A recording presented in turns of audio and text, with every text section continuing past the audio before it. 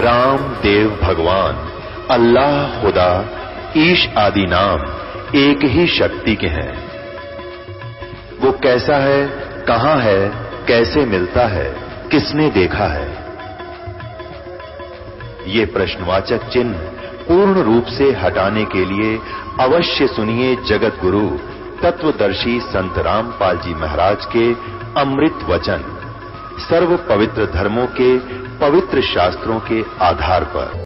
ये आत्मा उसी समय से व्याकुल है जिस समय से ये उस परम पिता के उस सुखमय स्थल से, उस सतलोक से, अमरलोक से बिछुड़ कर आई है, उस परम पिता से दूर हुई है। उसी दिन से इसको आभास हो गया है कि जो सुख मैं छोड़ के आया हूं वो यहां नहीं है। उसकी खोज में फिर ये अपनी अटकलबाजी से, जीव सोच से सोचने लगता है, प्रयत्न करता है। जैसे कोई निर्धन है, वो सोचता है कि धनवान सुखी होंगे, धन में सुख होगा। और धनी व्यक्ति को स्वप्न में भी सुख नहीं होता। पुण्यात्माओं, निर्धन को तो ये बात जचे नहीं कि धनवान सुखी नहीं, लेकिन किसी धनवान यानी मायाधारी से मिलकर देखना उसके ऊपर कितनी समस्याओं का पहाड़ होगा, आप सोच भी नहीं सकते। जहां माया है वहां शीतलता नहीं हो सकती। जहां भट्ठी अग्नि की तप रही हो वहां शीतलता नहीं हो सकती। ये माया अग्नि की भट्ठी है, इसके निकट बैठकर प्राणी कभी भी शीतलता महसूस नहीं कर सकता। धनी व्यक्ति सोचते हैं कि राजा लोग सुखी होंगे। राजा को सुख स्वप्न में भी नहीं होता। आपको ऐसा लगता है जैसे इसके आगे पीछे बड़ी सेना चलती है, बड़े बड़े अधिकारी सलूट लगा रहे होते हैं, ये महासुखी होगा, कारों में चलते हैं। सपने में भी सुख नहीं है इनको, क्योंकि हमने सुख का पता ही नहीं जो सुख होता है। राजा लोग समझते हैं कि ऊपर के ये देवता लोग सुखी होंगे स्वर्ग आदि में। स्वर्ग के देवता सोचते हैं इंद्र सुखी होगा, जो देवराज है, देवताओं का राजा है। और देवराज सोचता है कि ब्रह्मा विष्णु महेश सुखी हैं।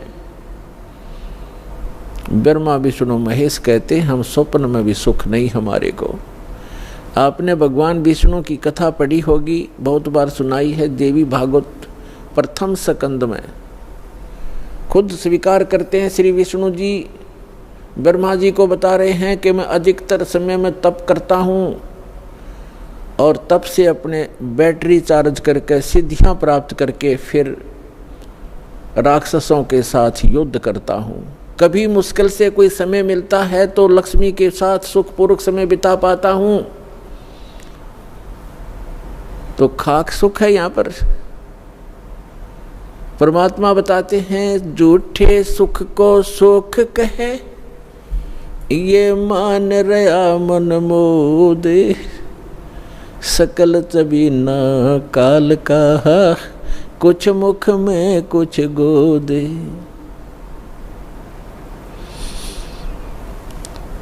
इस झूठे सुख को सुख कहे, ये मान रहा मनमोद। कौन से झूठे सुख को?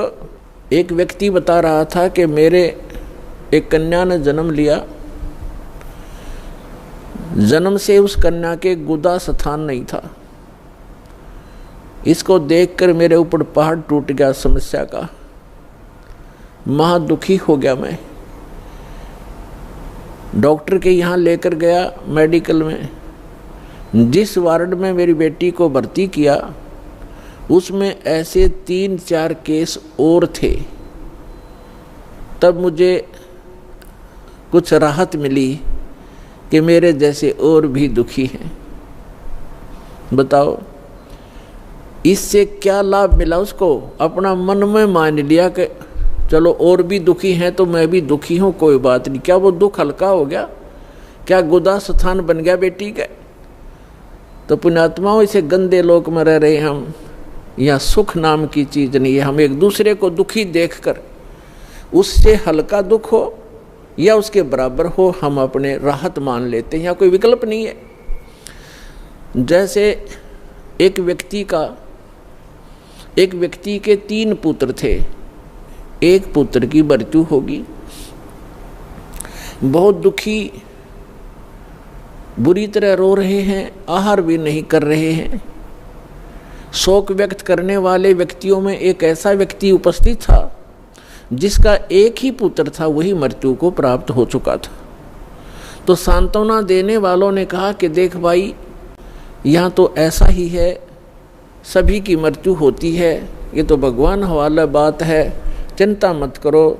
देखो ये भाई बैठा है, इसको देख कर जी ले, इसका इकलौता पुत्र था, उसी की मृत्यु होगी, ये भी तो अपना समय व्यतीत कर रहा है, धैर्य कर।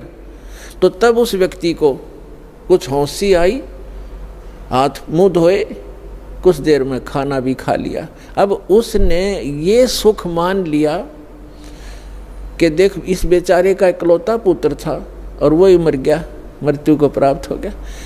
शुक्र है मेरे तो 3 थे, मेरा तो एक ही मरा है, 2 तो बचे हैं, पहले इससे सुख मान लिया। क्या वो बेटा वापस आ गया? तो यहाँ परमात्मा कहते हैं झूठे सुख को सुख है ये मान रहा मनमोद, और सकल चबीना काल का, कुछ मुख में कुछ गोद। परमात्मा यहाँ क्या बताते हैं? भाई तन दर सुखिया कोई न देखा, जो देखा सो दुखिया हो, उदय अस्त की बात करते हैं, मन सबका किया विवेक का हो, सबका किया विवेक का हो।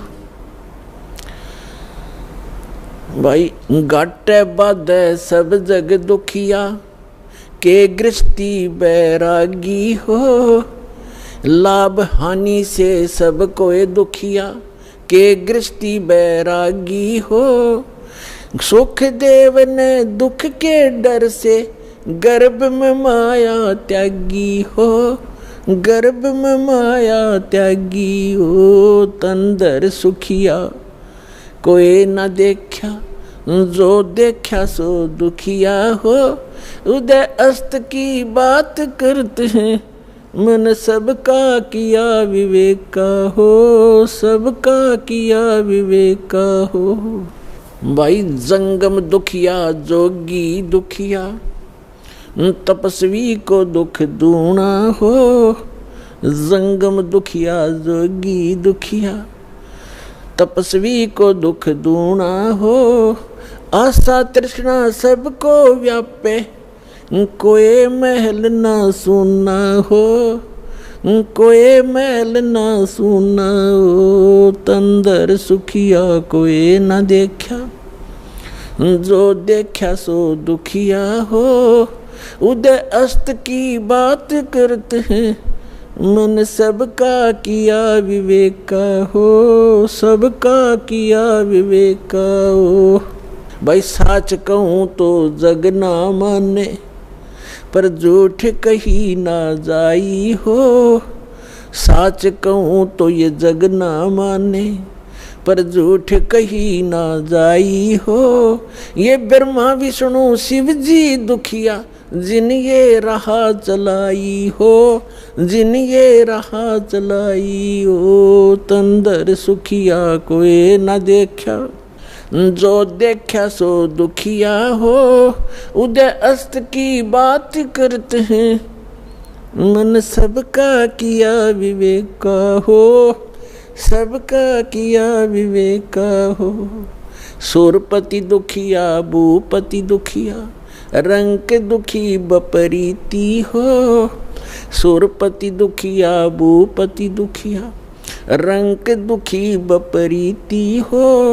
कहे कबीर और सब दुखिया, एक संत सुखी मन जीती हो, संत सुखी मन जीती हो। तंदर सुखिया कोई न देखा जो देखा सो दुखिया हो।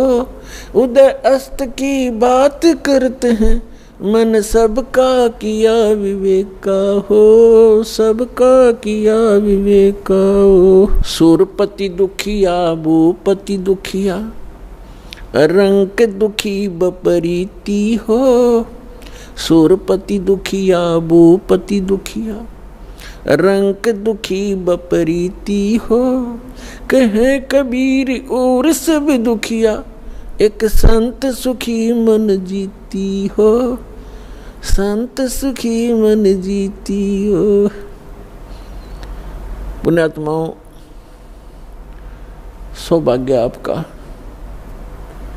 आप जी को ये यथार्थ ज्ञान अमृत वचन सुनने को मिले, सौभाग्य प्राप्त हुआ आपको। भक्ति मुक्ति के दाता सतगुरु ये भटकत प्राण फिरंदा, उस साहिब के हुक्म बिना नी तरवर पात हिलंदा। उस परमात्मा कबीर भगवान की, अल्लाह अकबर की, उस महान परमेश्वर की आपके ऊपर असीम रजा है और आप युगों युगों के बहुत पुण्यकर्मी प्राणी हो, जो ऐसे भाग दौड़ के जीवन से समय निकाल कर यहाँ परमात्मा के दरबार में पहुँच पाते हो। उस परमात्मा की रजा बिना आप यहाँ नहीं आ सकते, आप ये ज्ञान भी नहीं सुन सकते, आप तक ये पहुँच भी नहीं सकता। इस ज्ञान को आप तक पहुँचाने के लिए परमात्मा ने 600 वर्ष पहले प्रयत्न किए और उन दुष्ट लोगों ने, स्वार्थी नकली गुरुओं ने अपनी रोजी रोटी को उत्तम मानते हुए, प्रथम मानकर अपने स्वार्थ को प्रधान मानते हुए कबीर भगवान उस धानक रूप जुलाहे को बहुत परेशान किया और यथार्थ ज्ञान को हमारे तक, आप तक नहीं पहुंचने दिया। उस परमेश्वर ने वो अमर ज्ञान अपनी वाणी में, सच्चिदानंद घन ब्रह्म की वाणी में, कबीर वाणी में लिपिबद्ध करवा दिया अपनी प्यारी आत्मा धर्मदास जी द्वारा। अब उस ज्ञान को, परमात्मा के उस विधान को, जो 600 वर्ष पहले परमेश्वर अपने द्वारा रची हुई सृष्टि की जानकारी, और हम कौन हैं, कहाँ से आए हैं, यहाँ क्यों दुखी हो रहे हैं, जन्म और मृत्यु का कारण क्या है, ये सब कुछ उस समय बताना चाहते थे, लेकिन इन नकली धर्म गुरुओं ने, इन दुष्ट लोगों ने हमारे तक ये पहुँचने नहीं दिया। परमात्मा का घोर विरोध करा दिया, उनको काटने, मारने, बुरी तरह परेशान करने पर ही लगे रहे, जनता को भ्रमित करते रहे। उस परमेश्वर ने कहा था कि जब 5500 वर्ष कलयुग बीत जाएगा, उस समय सभी अपनी प्यारी आत्माओं को शिक्षित करूंगा, पूरे मानव समाज को, और सदग्रंथों को। ये सभी धर्म के धर्मी अपने धर्म ग्रंथों को सच मानते हैं, और जिन गुरुओं को हम शास्त्र विज मानते थे, वो अपने ही सदग्रंथों से अनभिज्ञ थे, अपरिचित थे, अज्ञानी थे, और हम उनको केवल संस्कृत भाषा जानने के कारण उन पर विश्वास किया करते थे कि सभी सदग्रंथ संस्कृत भाषा में हैं, और ये हमारे हिंदू धर्मगुरु संस्कृत भाषा पढ़े हैं, इन्होंने सदग्रंथों को ठीक ठीक जाना होगा, ये सही बता रहे। और उनकी एक दाल गलती रही उस समय कि कबीर जुलाहा है, धानक है, और उस समय संस्कृत पढ़ने का अधिकार केवल ब्राह्मण वर्ग को ही था। इसलिए आम आदमी को यह शंका नहीं बनी, ये विश्वास बना नहीं, ये शंका बनी रही कि कबीर जी अशिक्षित हैं, परमेश्वर कबीर जी अशिक्षित हैं, ये झूठ ही बोल रहे होंगे सदग्रंथों के बारे में, क्योंकि सदग्रंथ हमारे पवित्र वेद, पवित्र श्रीमद् भगवद गीता, पवित्र पुराण आदि आदि ये संस्कृत भाषा में लिपिबद्ध हैं। तो परमात्मा ने ये समय निर्धारित किया था, अपनी प्यारी आत्मा धर्मदास जी से बताया था। और धर्मदास जी ने जब पूछा परमात्मा, आज तो बहुत ही धार्मिक व्यक्ति हैं, इनके अंदर धार्मिकता है, बुराइयों की भी त्रुटि है, यानी कमी है, बुराइयां भी कम हैं, न्यून हैं। और 5500 वर्ष जब कलयुग बीतेगा, यानी आज से लगभग 600 वर्ष पश्चात, तो और आप बताते हो कलयुग में मानव की वृत्ति बहुत गिर जाएगी, इनके विचार मलिन हो जाएंगे, चरित्र ठीक रहे नहीं, अविश्वासी कृत घनी बन जाएंगे। तो तब कैसे समझाओगे मेरे मालिक? तब परमेश्वर ने कहा था कि उस समय सबसे पहले मैं इनको शिक्षित करवाऊंगा। परमात्मा कबीर जी कहते हैं, ये सब खेल हमारे किए, हमसे मिले सो निश्चय जिए। और फिर जब ये शिक्षित हो जाएंगे तब अपना दास भेजूंगा। तब तो कहा था मैं स्वयं जाऊंगा और उन सदग्रंथों के गूढ़ रहस्यों को जन साधारण को बताऊंगा, लेकिन स्वयं नहीं आए तो दास भेज दिया पुण्यात्माओं उस परम पिता ने।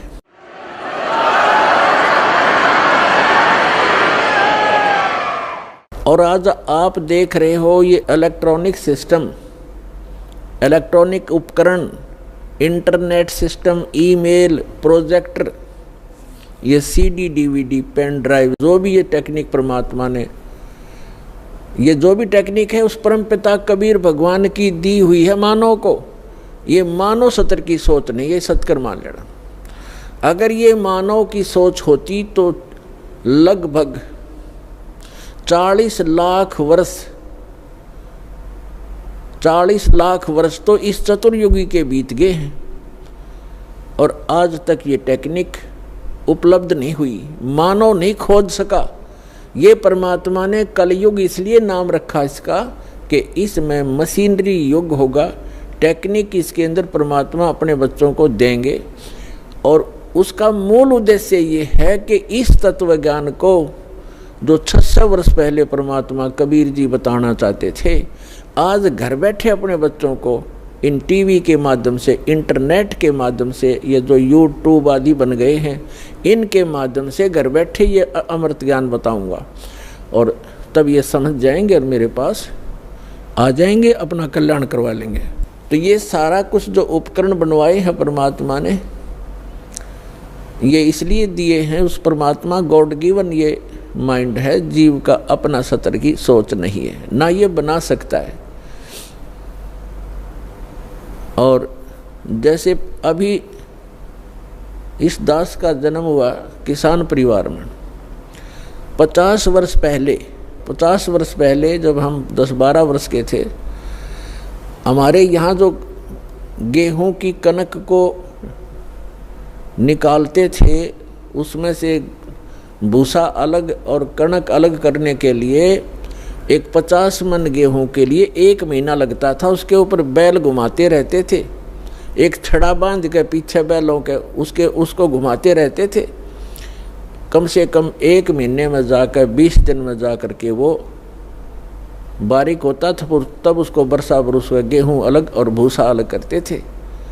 ऐसी टेक्निक थी उस समय। और उससे पहले तो और उस हमारे समय में तो ऐसे घुमाने वाली चारा काटने की मशीन हाथ से घुमाने वाली लग गई थी, जिसने गंडासा कहते हैं। और उससे पहले हमने देखे हमारे दादाजी हाथ से ऐसे काटा करते थे, ऐसे। और पीछे जाओगे तो क्या होगा? तो कहने का भाव ये है कि जो आज टेक्निक प्राप्त है ये गॉड कबीर गिवन है, ताकि आप अपने सदग्रंथों को इन प्रोजेक्टर और डीवीडी के माध्यम से रूबरू देख सकें, आंखों देख सकें, फिर मिला सकें अपने। आपके घर उपलब्ध होती हैं ये सभी सदग्रंथ। और दया करी परमात्मा ने के अनुवादित करवा दिया उन्हीं के द्वारा जिनको ज्ञान नहीं था।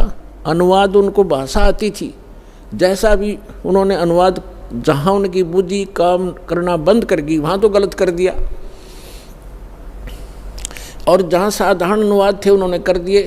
कहाँ स्लिप करी उनकी बुद्धि?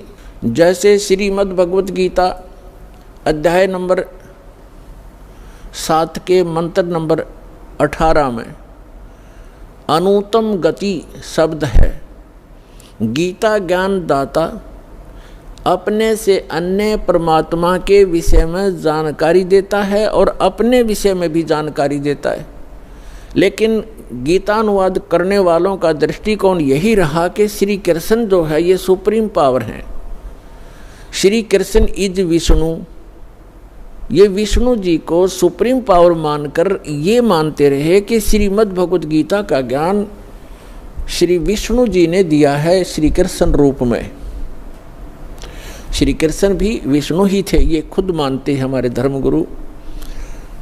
तो इन्होंने श्रीमद् भगवद गीता को ठीक से ना समझकर, क्योंकि उनको सृष्टि रचना का ज्ञान नहीं था, जिस कारण से उन्होंने श्री कृष्ण को ही मूल परमात्मा मान लिया। जबकि गीता अध्याय नंबर 15 के श्लोक 16 और 17 में 3 प्रभु बताए हैं, 3 पुरुष बताए हैं। एक सरपुरुष, सरपुरुष है ब्रह्म, जिसको सरब्रह्म भी कहा जाता है। सरब्रह्म ये केवल 21 ब्रह्मांड का स्वामी है। और दूसरा अक्षर पुरुष, इसको अक्षर ब्रह्म भी कहते हैं, इसको पर ब्रह्म भी कहते हैं। ये 7 संख ब्रह्मांड का स्वामी है, प्रभु है, पुरुष है, मालिक है। पुरुष कहो परमात्मा को। श्रीमद् भगवद गीता अध्याय नंबर 15 के श्लोक नंबर 16 में कहा कि 2 पुरुष हैं इस संसार में, पृथ्वी वाले लोकों में, और ये भी नाशवान और इनके अंतर्गत जितने प्राणी हैं वो भी नाशवान हैं। जीव आत्मा किसी की नहीं मरती, वो तो पशु पक्षी की भी नहीं मरती। श्रीमद् भगवद गीता अध्याय नंबर 15 के श्लोक नंबर 17 में तुरंत कहा है, उत्तम पुरुष है तू अन्य। पुरुष माने परमात्मा, प्रभु, स्वामी। उत्तम पुरुष यानी पुरुषोत्तम। पुरुषोत्तम तो इन दोनों से कोई भिन्न है। सरपुरुष और अक्षर पुरुष, जो 16वें श्लोक में बताए, इनसे कोई भिन्न है, वो वास्तव में परमात्मा कहा जाता है। उत्तम पुरुष है तू अन्य, परमात्मा इति उदाहरत, यह लोक तरम आविश्य विभर्ति अवय ईश्वर। उत्तम पुरुष यानी पुरुषोत्तम, श्रेष्ठ भगवान, सही परमात्मा तो इन दोनों से कोई और है, अन्य है, और वही परमात्मा कहलाता है, वो परमात्मा कहा जाता है। और वही तीनों लोकों में प्रवेश करके सबका धारण पोषण करता है। श्रीमद् भगवद गीता अध्याय 15 के श्लोक नंबर 1 से लेकर 3 में एक विशेष विवेचन है, विवेश विवरण है कि उल्टा लटका हुआ ये संसार रूपी वृक्ष है। उल्टा लटका हुआ संसार रूपी वृक्ष जानो, जिसकी ऊपर को जड़ तो समझो मूल मालिक है, वो उत्तम पुरुष है तू अन्य जो है वो तो है जड़, मूल, और उसके बाद जो जमीन से बाहर दिखाई देता है वो सारा पेड़ होता है। उसके फिर विभाग बताए हैं। अक्षर पुरुष जो तना है वो अक्षर पुरुष है, और उससे कोई मोटी डार निकलती है वो सरपुरुष समझो। और उस सरपुरुष के आगे जो 3 शाखा हैं, रजगुण ब्रह्मा, सतगुण विष्णु, तमगुण शिव जी, वो आगे शाखा हैं, वो देव हैं, ये तीनों ब्रह्मा विष्णु महेश हैं। और 5 रूप संसार, उस परमेश्वर ने श्रीमद् भगवद गीता अध्याय नंबर 15 के श्लोक नंबर 1 में बताया है कि ऊपर उसी का विवरण अपनी सिंपल लैंग्वेज में सच्चिदानंद घन ब्रह्म की वाणी में कहा कि अक्षर पुरुष एक पेड़ है और सरपुरुष वाकी डार। सरपुरुष कहते हैं ज्योति निरंजन काल को, और इस काल के 3 पुत्र हैं, रजगुण ब्रह्मा, सतगुण विष्णु, तमगुण शिव जी। इस सरपुरुष के पुत्र हैं 3, ब्रह्मा विष्णु महेश। अक्षर पुरुष एक पेड़ है, सरपुरुष वाकी डार, और तीनों देवा शाखा हैं, ये 5 रूप संसार। तो इस पूरे प्रकरण में ब्रह्मा विष्णु महेश की क्या स्थिति है, ये इस ब्रह्म के पुत्र हैं, और ब्रह्मा विष्णु महेश की माता दुर्गा है, अष्टंगी देवी। तो विष्णु जी कौन है? विष्णु जी एक ब्रह्मांड में एक विभाग के विभागीय मंत्री हैं, सतोगुण विभाग के, और ये 3 भाई हैं, तीनों का अलग अलग विभाग है। रजोगुण विभाग के मंत्री मालिक प्रभु स्वामी ब्रह्मा जी और सतोगुण विभाग के स्वामी श्री विष्णु जी और तमोगुण विभाग के स्वामी प्रभु श्री शंकर जी। ये एक ब्रह्मांड में केवल एक विभागीय मंत्री हैं और इनका पिता जो ब्रह्म है सरपुरुष, वो एक ब्रह्मांड के अंदर मुख्य मंत्री का रोल करता है। ऐसे ऐसे 21 ब्रह्मांड हैं सरपुरुष के, जिसको ज्योत स्वरूपी निरंजन काल भी कहा जाता है, जिसके लोक में हम रह रहे हैं। और फिर है अक्षर पुरुष। अक्षर पुरुष के 7 शंख, नील पद्म शंख, 7 शंख ब्रह्मांड हैं।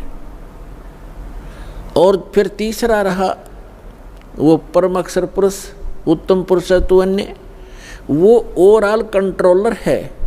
असंख्य ब्रह्मांड इंक्लूडिंग सरपुरुष एंड अक्षर पुरुष, इन सब के ऊपर और इसकी इनके अतिरिक्त जितने भी ब्रह्मांड हैं, पूरा विश्व है, पूरा संसार है, उन सब का मालिक है वो मूल मालिक है। वो संसार रूपी वृक्ष की जड़ है, मूल है, जहाँ से जैसे पूरे पेड़ को मूल से आहार प्राप्त होता है, ऐसे वो परमात्मा कबीर भगवान परम अक्षर पुरुष वो सबका पालनहार है।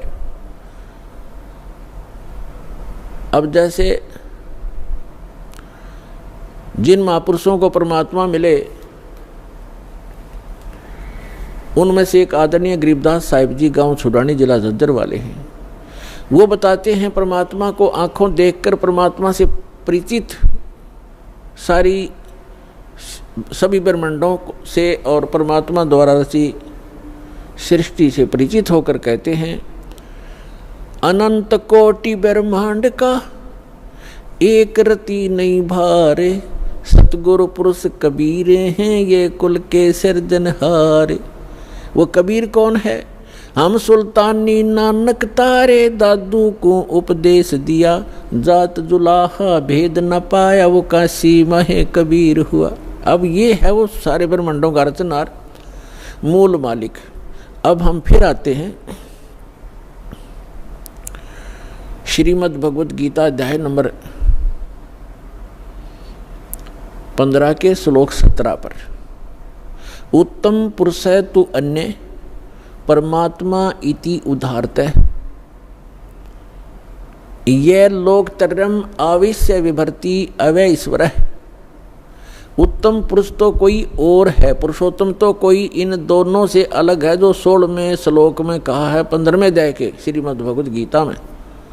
सत्पुरुष और अक्षर पुरुष से अन्य है, वो पुरुषोत्तम कहलाता है और उसको वास्तव में वो परमात्मा कहा जाता है। परमात्मा माने श्रेष्ठ आत्मा। श्रेष्ठ आत्मा वही होता है जो किसी को दुख ना दे, किसी के बेटा बेटी की मृत्यु ना करे, कैंसर ना करे, किसी को रोग से युक्त ना करे, दुखी ना करे, उसको परमात्मा कहते हैं, श्रेष्ठ आत्मा, अच्छी आत्मा। और जो यहाँ हम देख रहे हैं बूचड़ खाना, किसी हॉस्पिटल में जाकर देख लो हाहाकार मची हुई है, और घर घर में देख लो कोई किसी रोग से दुखी, कोई किसी से दुखी, किसी की टांग कटी है, किसी का हाथ कटा है, कोई आंखों से अंधा है, कोई पैरालाइसिस से तड़प रहा है। तो जिस लोक में हम रह रहे हैं ये इस परमात्मा का लोक हो सकता है? ये तो कसाई आत्मा का लोक है, इस काल का लोक है जहाँ हम रह रहे हैं। ये कबीर भगवान ने आकर बताया। और जिन महापुरुषों को परमात्मा सचखंड लेकर गए अपने सुखमय स्थान पर और फिर उनको गवाह बनाकर, साक्षी बनाकर वापस छोड़ा, उन्होंने भी यही बताया कि ये लोक ठीक नहीं, एक स्थान और है जहाँ जाने के बाद जीव फिर कभी लौटकर वापस इस गंदे लोक में नहीं आता, और वहाँ कोई दुख नहीं, वहाँ वर्द अवस्था नहीं, वहाँ मृत्यु नहीं। अब श्रीमद् भगवद गीता अध्याय नंबर 15 के श्लोक नंबर 17 में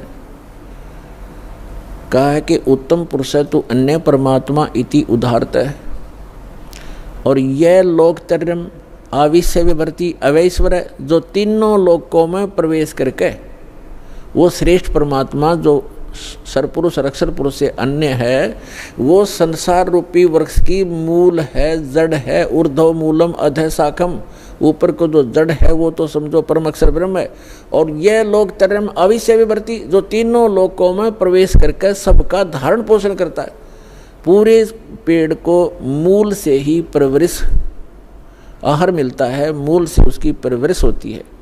तो पूरा जो मूल है ऊपर परमात्मा है, जो सतलोक में रहता है, वो अक्षर पुरुष, परम अक्षर पुरुष, वो सारी सृष्टि का रचनहार, सर्व उत्पादक प्रभु, वो कबीर साहब है जो काशी में धानक रूप में आए थे। उस परमात्मा ने विधान बना के छोड़ दिया है। उस विधान अनुसार जो चलेगा उसको जैसा भी यहाँ का जो कर्तव्य है, लाभ है, उस अनुसार उसको मिलता रहेगा। उसको उसी प्रकार उसका जन्म मृत्यु होता रहेगा। और इस जन्म मृत्यु से बचने के लिए विधान बनाया है, जो उसको अपनाएगा, उसको अप्लीकेबल कर लेगा, उसका जन्म मृत्यु छूट जाएगा। तो वो जन्म और मृत्यु के छूटने का विधान हमें प्राप्त नहीं हुआ था।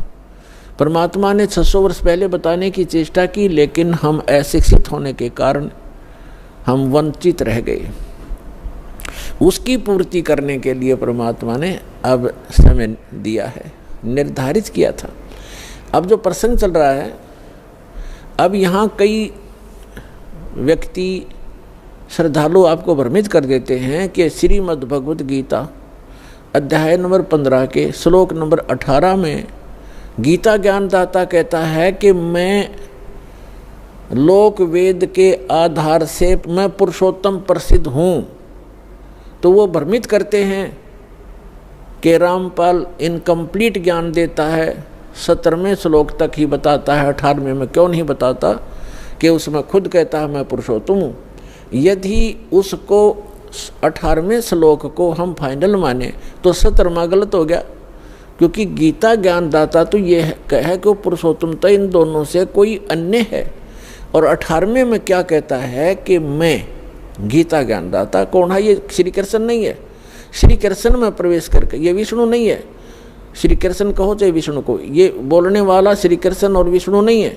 इनके अंदर इनका पिता जो सरपुरुष है उसने प्रतिज्ञा कर रखी है। 7वें अध्याय के 24-25वें श्लोक में कहा है, वो खुद कहता गीता ज्ञानदाता कि मैं अपनी योग माया से छुपा रहता हूँ। ये बेबुद्धि मंदबुद्धि के लोग मुझे एज ए कृष्ण मान रहे होंगे, व्यक्ति रूप में प्राप्त खड़ा प्राप्त मान रहे होंगे। मैं कृष्ण नहीं हूँ, मैं व्यक्ति रूप में कभी नहीं आता। मैं अपने 4थे अध्याय के 9वें श्लोक में ये कहता है मेरे जन्म और कर्म दिव्य हैं। अब इसके कर्म दिव्य कैसे हैं कि ये सामने आता नहीं, इसने प्रतिज्ञा कर रखी है। और ये किसी में प्रवेश करके अपना जो उल्लू सीधा वो कर जाता है। श्री कृष्ण में प्रवेश करके गीता का ज्ञान ये सरपुरुष दे रहा है। और ये कहता है कि मेरे अंतर्गत यानी 21 ब्रह्मांड में जितने भी प्राणी हैं उनसे मैं उत्तम हूँ, श्रेष्ठ हूँ, तगड़ा हूँ, मजबूत हूँ, ताकतवर हूँ। इसलिए लोक वेद में मैं पुरुषोत्तम प्रसिद्ध हो रहा हूँ। लोक वेद दंत कथा सुनी सुनाई बातें, इस कारण से मैं पुरुषोत्तम हूँ। 15वें अध्याय के 17वें श्लोक में स्पष्ट कर दिया कि उत्तम पुरुष है तू अन्य, वो तो कोई और है। और वही वास्तव में अविनाशी है। दूसरे अध्याय के 17वें श्लोक में कहा है। और दूसरे गीता अध्याय नंबर 2 के श्लोक 12 में, गीता अध्याय नंबर 4 श्लोक 5 और 9 में, गीता अध्याय 10 मंत्र 2 में ये स्पष्ट करता गीता ज्ञानदाता कि मेरे तो जन्म मृत्यु होते हैं, मैं अविनाशी नहीं हूँ। और दूसरे अध्याय के 17वें श्लोक में श्रीमद् भगवद गीता में कहा कि अविनाशी तो उसको जान जिसने सारे ब्रह्मांड की रचना की, जिसे सारा संसार व्याप्त है। उस अविनाशी को मारने के लिए कोई भी सक्षम नहीं है। और अपने विषय में कहता है कि मेरी तेरी जन्म मृत्यु होती रहती है। लेकिन 18वें अध्याय के 62वें श्लोक में कहा कि अर्जुन तू सर्वभाव से उस परमेश्वर की शरण में जा, उसकी कृपा से तू परम शांति को और सनातन परम धाम को प्राप्त होगा।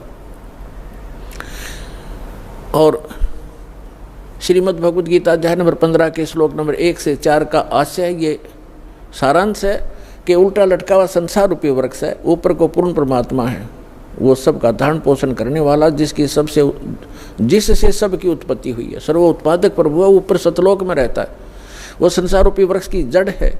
और अक्षर पुरुष ये तना है, सरपुरुष ये काल जो गीता का ज्ञान दे रहा है श्री कृष्ण में प्रवेश करके, ये एक शाखा है, एक मोटी डार है। आगे 3 शाखा है, ब्रह्मा विष्णु महेश समझो, और पात रूप संसार। तो ये स्वयं बताना चाहता है। फिर गीता अध्याय नंबर 15 के श्लोक नंबर 1 से 4 का सारांश है कि उल्टा लटका हुआ संसार रूपी वृक्ष है, और जो इन सभी विभागों को बताता है, जैसे चौथे अध्याय के 32 और 34 श्लोक में बताया है कि सच्चिदानंद घन ब्रह्म ने, यानी ब्रह्मणे मुखे, ब्रह्मणे माने सच्चिदानंद घन ब्रह्म के मुख से उच्चरित वाणी में ये तत्व ज्ञान विस्तार से कहा गया है। जो यज्ञों के बारे में, यज्ञ माने धार्मिक अनुष्ठानों के विषय में जो जानकारी है विस्तार से कही गई है। और चौथे अध्याय के 34वें श्लोक में कहा कि उस ज्ञान को तत्वदर्शी संतों से जाकर समझ। गीता ज्ञानदाता कहता मैं नहीं जानता उस तत्व ज्ञान को, नहीं तो एक अध्याय और लिख देता 19वां कि वो तत्व ज्ञान ये सुन ले, इसमें लिखता हूँ। वो तत्व ज्ञान से परिचित नहीं है। चौथे अध्याय के 34वें श्लोक में गीता जी में कहा है कि उस ज्ञान को जो सच्चिदानंद घन यानी परम अक्षर ब्रह्म अपने आप अपने मुख कमल से बोलता है आकर के, उसकी अमृतवाणी में लिपिबद्ध किया जाता है, कबीर वाणी में, वो तत्व ज्ञान है। चौथे अध्याय के 34वें श्लोक में कहा गीता जी में, उस ज्ञान को तू तत्वदर्शी संतों के पास जाकर समझ। उनको दंडवत प्रणाम करने से, कपट छोड़कर नम्रतापूर्वक प्रश्न करने से वो तत्वदर्शी संत तुझे तत्व ज्ञान का उपदेश करेंगे।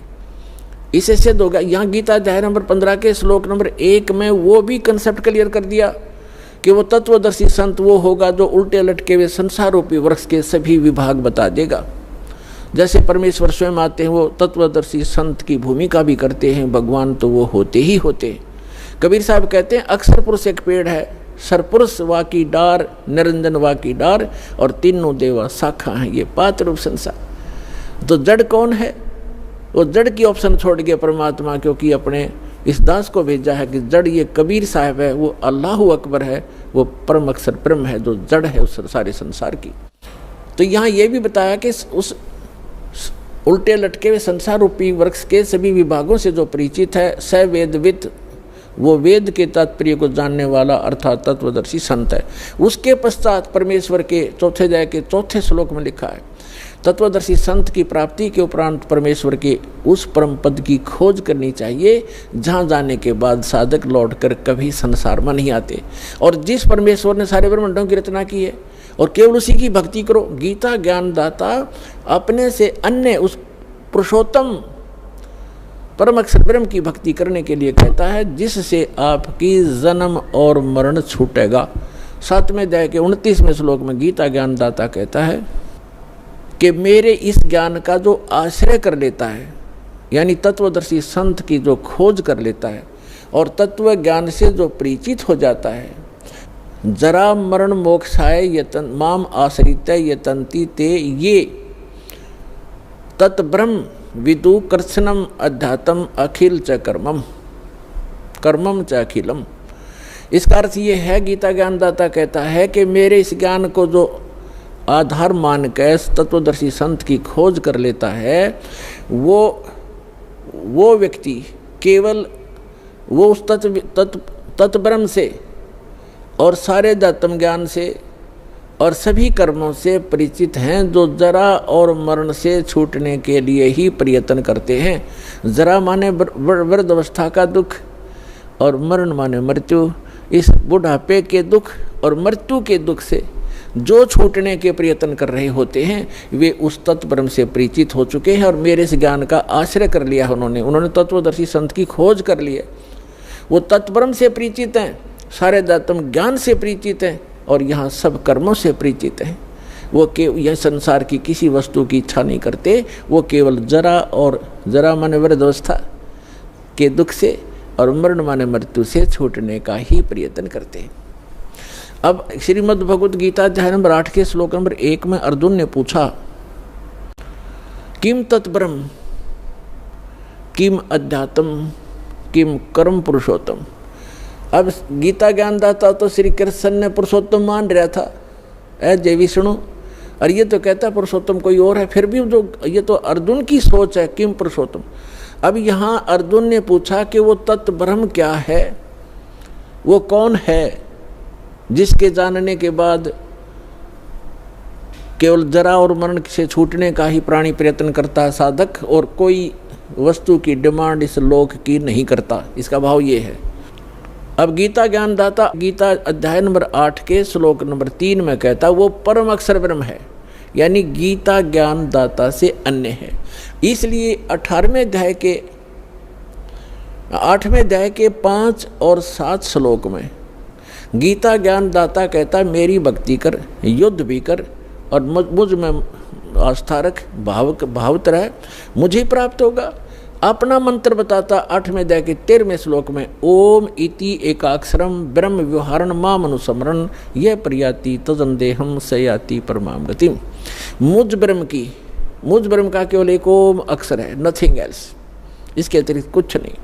उच्चारण करके सिमरण करता हुआ यह प्रयाति तजंदेहम, जो शरीर छोड़कर जाता है, सयाति परमाम गतिम, वो ओम से मिलने वाली परम गति को प्राप्त होता है। ओम से क्या प्राप्ति होती है? ब्रह्मलोक मिलता है, क्योंकि ये ब्रह्म का मंत्र है। और गीता अध्याय नंबर 8 के श्लोक नंबर 16 में कहा है कि ब्रह्मलोक पर्यंत ये सभी लोग पुनरावर्ती में, उनके वहाँ जाने के बाद भी लौटकर जन्म मृत्यु में प्राणी आते। ये वो स्थान नहीं है जहाँ जाने के बाद साधक फिर लौट कर नहीं, कभी नहीं आते। 15वें अध्याय के जो 4थे श्लोक में कहा है। तो इस ब्रह्म की साधना करने से भी ब्रह्मलोक प्राप्त होता है। ब्रह्मलोक में गए हुए प्राणी भी पुनर्वर्ती में होते हैं, जन्म मृत्यु होता है। इसलिए 18वें अध्याय के 62वें श्लोक में कहता अर्जुन तू सर्वभाव से उस परमेश्वर की शरण में जा, उसकी कृपा से ही तू परम शांति और सनातन परम धाम को प्राप्त होगा, उस परमेश्वर की ही कृपा से।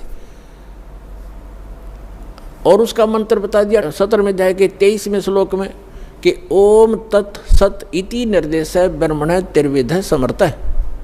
ब्रह्मण माने सच्चिदानंद घन ब्रह्म, यानी परम अक्षर ब्रह्म के प्राप्ति का, उस लोक की प्राप्ति का, जहाँ जाने के बाद साधक फिर लौटकर कभी संसार में नहीं आते, कि वो मंत्र है ओम तत् सत।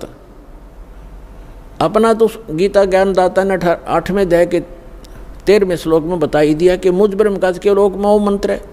ये तो इनकम्प्लीट साधना है, ब्रह्म तक की है, जन्म मृत्यु सदा बनी रहेगी, वो शाश्वत स्थान प्राप्त नहीं हो सकता, वो सुख प्राप्त नहीं हो सकता। अब बताया है उस सच्चिदानंद घन ब्रह्म की साधना करने से शाश्वत स्थान, शाश्वत माने जहाँ जिसका कभी अंत नहीं होता, अविनाशी लोक, हम उसको सत्यलोक कहते हैं, अमरलोक कहते हैं। सत्यलोक की प्राप्ति होती है। तो उसका मंत्र है ओम तत्सत। ओम तो सरपुरुष का, इस ब्रह्म का,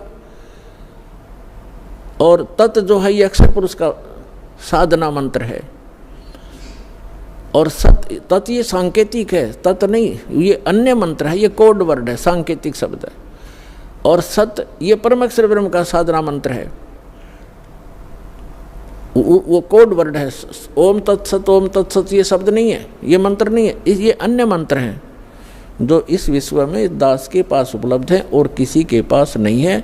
यदि इस दास से वो मंत्र प्राप्त करके कोई स्वयंभू संत बनकर ये प्रदान करता है, वो अपना जीवन नाश कर रहा है, और जिनको वो नाम दे रहा है वो अधिकारी नहीं है।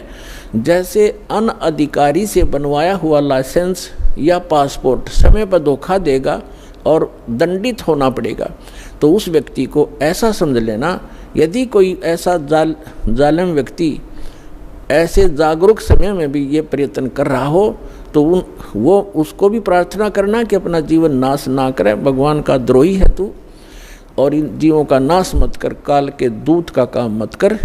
और वो नहीं माने तो अन्य भाई बहनों को जरूर बताने की चेष्टा करना, झगड़ा नहीं करना, क्योंकि ये मार्ग झगड़े का नहीं है। हमारा फर्ज है बताने का, समझाने का, और ना मानने कुएं में पड़े तो भाई जानबूझ। परमात्मा फिर कहते हैं कि जानबूझ साची तजय करे झूठते ने, ताकि संगत है प्रभु सोपन में बिना दे।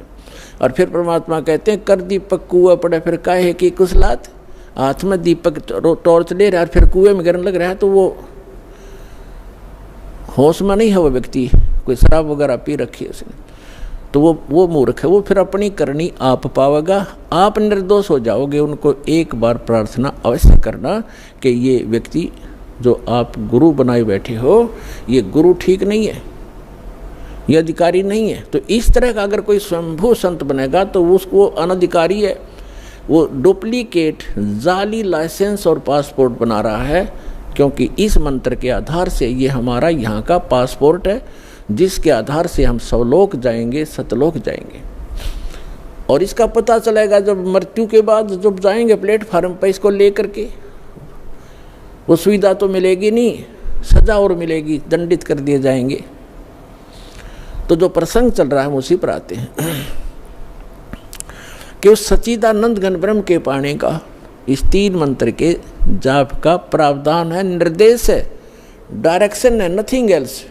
निर्देश माने फाइनल फैसला है, आदेश भी और निर्देश यानी ये दिशा भी दे दी।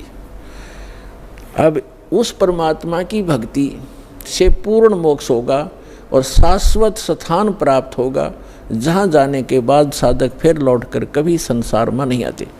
अब जो प्रसंग चला था कि 7वें अध्याय के 18वें मंत्र में गीता ज्ञान दाता कहता है, वैसे तो ये प्रकरण चलता है 7वें अध्याय के प्रथम मंत्र से ही, और उसमें कहता है गीता ज्ञान दाता कि अर्जुन मैं तुझे ऐसा ज्ञान सुनाऊंगा जिसके जानने के बाद कुछ भी जानना शेष नहीं रहेगा। तो गीता अध्याय नंबर 7 के श्लोक नंबर 12 से लेकर 15 तक स्पष्ट कर दिया है, इन तीनों गुण रजगुण ब्रह्मा सतगुण विष्णु तमगुण शिव जी की जो साधना करते हैं वो राक्षस स्वभाव को धारण किए हुए मनुष्यों में नीच दूषित कर्म करने वाले मूर्ख हैं। अपने आत्माओं ये दास नहीं कह रहा, अपने सदग्रंथ और इनमें लिखा इतिहास कह रहा है। तीनों गुण रजगुण ब्रह्मा सतगुण विष्णु तमगुण शिव जी हैं। ये बहुत बार प्रमाणित भी किया है। और वैसे भी आप श्रीमद् देवी भागवत सचित्र मोटा टाइप 3रा स्कंद 123 पृष्ठ गीता प्रेस गोरखपुर से प्रकाशित में पढ़ सकते हैं, जिसमें स्वयं विष्णु जी स्वीकार करते हैं अपनी माता की स्तुति करते हुए कि तुम शुद्ध स्वरूपा हो, ये सारा संसार तुम्ही से उद्भासित हो रहा है। मैं ब्रह्मा और शंकर यानी विष्णु जी कह रहे हम तीनों नासवान हैं, हमारी जन्म मृत्यु होती है, तुम ही नित्य हो। फिर भगवान शंकर कहते हैं कि यदि ब्रह्मा जी आपके पुत्र हैं तो मैं भी आपका पुत्र हूँ, मैं तमोगुण हूँ, तीनों गुणों से उत्पन्न हम ब्रह्मा विष्णु महेश रजगुण ब्रह्मा सतगुण विष्णु तमगुण शिव जी केवल नियमित कार्य ही करते हैं।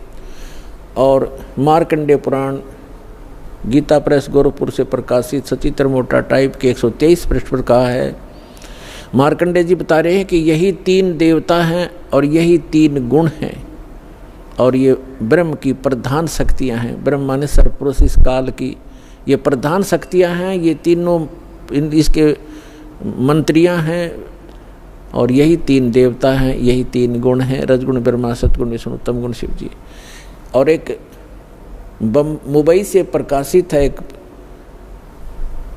खेमराज श्री कृष्णदास प्रकाशन मुंबई से, उसके 3रे स्कंद में लिखा है, शंकर भगवान खुद कहते हैं कि यदि आप हमारे ऊपर दया युक्त हैं, हे माता मुझे तमोगुण क्यों बना दिया, विष्णु जी को सतोगुण क्यों बना दिया, ब्रह्मा जी को रजोगुण क्यों बना दिया। इति सिद्धम रजगुण ब्रह्मा सतगुण विष्णु तमगुण शिव जी है।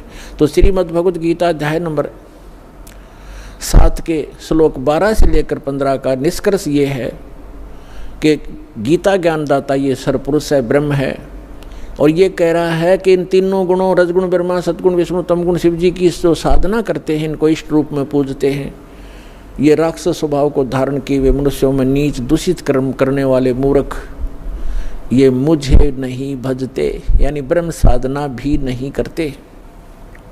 अब यहाँ थोड़ा सा निष्कर्ष देना पड़ेगा कि तीनों गुणों के उपासक यानी ब्रह्मा जी विष्णु जी शिव जी के उपासकों को राक्षस स्वभाव का क्यों कहा, दूषित यानी बुरे कर्म करने वाला मूर्ख और नीच क्यों कहा। जैसे रजगुण ब्रह्मा की साधना की थी, तपस्या पूजा की थी हिरण्यकशिपु ने, और ऐसा दुर्बुद्धि प्राणी स्वयंभू भगवान बन गया, अपने पुत्र प्रहलाद का शत्रु बन गया, ऐसे कैर ढाए उस प्यारी आत्मा पर कुत्ते वाली मौत मारा गया। असुर स्वभाव राक्षस कहलाया। कहते हिरणाकुश छाती तड़वाई और ब्राह्मण बाणा कर्म कसाई। ब्राह्मण माने भक्त, कर्म तो दिखे तो भगत साधना करता, और ऐसे कर्म करे, कहर तोल दिया उस बालक के ऊपर, अपने पुत्र पर, इन मान बढ़ाई के भूख्यान। तो इससे दुष्ट और कौन होगा? नीच दूषित कर्म करने वाला मूर्ख। ये जल्लाद के काम करे उसने, अपने पुत्र का दुश्मन बन बैठा और अपनी अंत में दुर्गति को प्राप्त हुआ, राक्षस कहलाया। कहते हिरणाकुश छाती तुड़वाई और ब्राह्मण बाणा और कर्म कसाई। फिर भगवान तमोगुण शिव की पूजा की थी रावण ने, और किस संज्ञा को प्राप्त हुआ खूब आपको पता है। और कैसे दूषित कर्म किया, एक पर नारी को उठा लाना सूरवीर का काम होता है, दुर्भावना से, और कैसे जुल्म करने चाहे, अंत में कुत्ते वाली मौत मरा और राक्षस कहलाया, जो तमोगुण भगवान शंकर का उपासक था। एक भस्मागिरी नाम का शिव का उपासक, तमोगुण शिव का साधक, अंदर में दोष लिए हुए भगवान शिव के महल के सामने कैलाश पर्वत पर ऊपर को सिर नीचे को पैर करके सिरासन पर 12 वर्ष तक तपस्या करता रहा, हठ योग करता रहा। उसने वहाँ पर धरना दे दिया। एक दिन पार्वती जी ने कहा कि जी आप तो महादेवों के देव हैं, महापुरुष हो, आपके घर में किस वस्तु की कमी है, क्या मांगता है आपका पुजारी, इसको दे और फारिग करो। 12 वर्ष के बाद भगवान शिव ने कहा कि मांग भी भस्मागिरी क्या मांगता है। ये गिरिपुरी नाथ होगड़न, ये 10 ये सन्यासी जितने हैं ये भगवान शिव के उपासक हैं, 10 नामी वगैरह। तो जब भगवान शिव ने कहा कि मांग क्या मांगता है भस्मागिरी, तो ऐसे ही उसी पोजीशन में उसने कहा कि भगवान पहले वचनबद्ध हो तब मैं मांगूं। भगवान शंकर ने कहा सोचा ले मांग लेगा जो मांगेगा, भगत है क्या मांगेगा, ये कोई सिद्धि ले लेगा छोटी मोटी। तो उसने कहा ठीक है भाई मैं वचनबद्ध हो गया। भगवान शिव ने कहा तो भस्मागिरी खड़ा हो गया और कहा अपना भस्म कंडा मुझे दे दो, जो हाथ में भगवान शिव ने पहन रखा था। उस घड़े के उस कड़े में ऐसी शक्ति थी कि जिसके सिर पर ऐसे करके भस्म कह दिया, बोल दिया, तो वो ऑटोमेटिक उसको फूंक देता था। उस वचन से ही वो अपना काम करता था। इस बात का ज्ञान था उस भस्मागिरी ने। और भस्मागिरी क्या दूषित सोच लेकर साधना कर रहा था कि इस कड़े को प्राप्त करके भगवान शिव को मार दूंगा और पार्वती को अपनी पत्नी बनाऊंगा। ऐसी दुष्ट सोच लेकर के वो साधना कर रहा था। और हम भगवान शंकर को अंतर्यामी कहा करते थे। वो ये भी नहीं सोच सका कि ये दुष्ट क्या सोच लिए बैठा है, तो अंतर्यामी भी नहीं थे वो, और अविनाशी भी नहीं थे भगवान शंकर। अभी बताता हूँ। अब भगवान शिव ने वो भस्म कड़ा दे दिया क्योंकि वचनबद्ध हो गए थे। ज्यों ही, और भगवान शिव ने सोचा जंगल में रहता है, साधु संत है, राक्षसों से बचने के लिए लिया होगा। ज्यों ही भस्मागिरी के हाथ में भस्म कड़ा आया, उसने तुरंत तेवर बदल लिए और ऐसे अभद्र आकृति बनाकर कहने लगा कि होले शिव होशियार, तुझे मारूंगा, पार्वती को अपनी पत्नी बनाऊंगा, मेरा यही उद्देश्य था, आज मैं सक्सेस हुआ। यूं कहकर के जो ही भगवान शिव की तरफ वो चला तो भगवान शिव ने वहां से खखाट उठा दिया, यानी बहुत तेज स्पीड से दौड़ा। आगे आगे भगवान और पीछे पीछे पुजारी। पुण्यात्माओं, अब गीता अध्याय नंबर 17 के श्लोक नंबर 12 से 15 में इनको ये संज्ञा दी गई है कि राक्षस स्वभाव को धारण किए मनुष्यों में नीच दूषित कर्म करने वाले मूर्ख। अब इससे दुष्ट कर्म और क्या होगा? जिसको इष्ट रूप में पूज रहा उसकी पत्नी पर बदनीयत है उस व्यक्ति की, अपनी माँ के तुल अपनी माँ के ऊपर बुरी नज़र किए हुए वो पापी आत्मा भस्मागिरी। तो फिर वो भगवान शिव भाग रहे हैं। देखो भगवान शिव अविनाशी भी नहीं थे, अगर अविनाशी होते तो भागते ही नहीं। उस पे उस शस्त्र ने काम करना ही नहीं था। तो ये अविनाशी भी नहीं थे, अविनाशी थे कबीर परमात्मा। उनका सुनाएंगे कथाएं, उनको तलवारों से काट दिया फिर भी नहीं कटे। जंग बहुत बुरा हाल किया, हर तरफ जमुना में डाल दिए, गंगा में, वहाँ नहीं मरे। और भी बहुत प्रहार किए, परमात्मा जो कहते हो रहे, क्योंकि वह अविनाशी हैं। तो स्वयं परमात्मा आते हैं जब इनके ऊपर आपत्ति आती है, क्योंकि ये भी उसी परम पिता के बच्चे हैं। विष्णु भगवान स्वयं पूर्ण परमात्मा पार्वती रूप बनाकर भस्मागिरी के सामने प्रकट हो गए, एक वृक्ष के नीचे खड़े हो गए। भस्मागिरी पीछे भाग रहा था अपना उद्देश्य पूर्ति के लिए कि पहले शिव जी ने मारूंगा, जब मेरा काम शुरू होगा पार्वती से फिर मिलूंगा। तो पार्वती सामने खड़ी है, उसने कहा कि डट जा महात्मा जी, आजा 2 मिनट बैठो। अब वो तो उद्देश्य ये लेकर चल रहा था, उन्हें सोचा चल ठीक है 2 बात कर लेते हैं पहले ही। तो उसने कहा कि आप रुक जाओ। शिव उस भस्मागिरी ने कहा कि पहले ना उसने मार का हूँ मैं।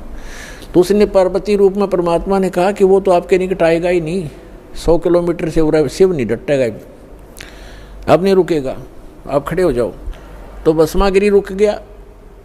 तो वहाँ भगवान ने पार्वती रूप में कहा कि कुछ डांस डूंस करके दिखा ताकि मैं प्रसन्न हूँ तेरे से। तो भस्मागिरी ने कहा कि मैं डांस नहीं जानता हूँ, नाचना नहीं आता है, क्योंकि मैं साधु संत फकीर हूँ, मैंने कभी ऐसा डांस सीखा नहीं। तो पार्वती रूप में परमात्मा ने कहा ला मैं सिखाती हूँ, इस हाथ को ऐसे करो, इसको ऐसे करो, इस पैर को ऐसे करो, ऐसे करो। वो तो पागल मस्त हो लिया था बकवादों में, वह जैसे कह रहे हैं वैसे करें। जब सिर पा लिया ना वो कड़े वाला हाथ, जब कह दिया भस्म वही मर गया, भस्म हो गया, राख होगी इसकी, जल गया। कड़े को लेकर विष्णु रूप धारण करके खुद पूर्ण परमात्मा भगवान शंकर के पास पहुँचे। शंकर जी ने कहा कि भाग ले विष्णु, आ जा जल्दी। भगवान विष्णु ने कहा कि रुक जा, जिस भय से आप भाग रहे हो वो मैंने नाश कर दिया है, भस्मागिरी को मैंने भस्म कर दिया है गंडत नाच नचा के, और देख ये कड़ा मेरे पास है। तब भगवान शिव कुछ रुके और कहा कहाँ जलाया आपने? उस राख को देख लिया जब दिल की धड़कन शांत हुई, उस शंकर भगवान की भस्मागिरी की राख को देख करके अपने आत्मा। उसके बाद वो भस्मा असुर कहलाया, राक्षस। तो ये बताया है कि ये राक्षस स्वभाव को धारण किए हुए मनुष्यों में नीच दूषित कर्म करने वाले त्रिगुण उपासक, रजगुण ब्रह्मा सतगुण विष्णु तम गुण शिव जी के उपासक, गीता ज्ञानदाता कहता है मेरी भक्ति भी ना करते, यानी ब्रह्म साधना भी नहीं करते, और इनको कोई समझाना चाहे तो दुश्मन बन जाते हैं उसी के। अब रह गया तीसरा, वैष्णव उपासक, विष्णु जी के उपासकों का एक उदाहरण देते हैं। कुंभ का मेला भरा था, कुंभ का एक ऐसा संयोग हर की पैड़ी हरिद्वार में और गंगा नदी के किनारे संयोग हुआ। उस कुंभ के पर्व में पर भी का कोई समय निर्धारित किया जाता है। उस निर्धारित समय में स्नान करना होता है, वो 1 घंटे की या आध घंटे की ही होती है, या 2 घंटे का समय होता है। ये सभी अब वहाँ जाकर के जहाँ पर भी लगती है जिस भी सरोवर में, उस समय वो हर की पैड़ी हरिद्वार में लगी हुई थी। तो सभी जैसे गिरी अलग पुरी न्यारे, नागा अलग से कनपाड़े अलग।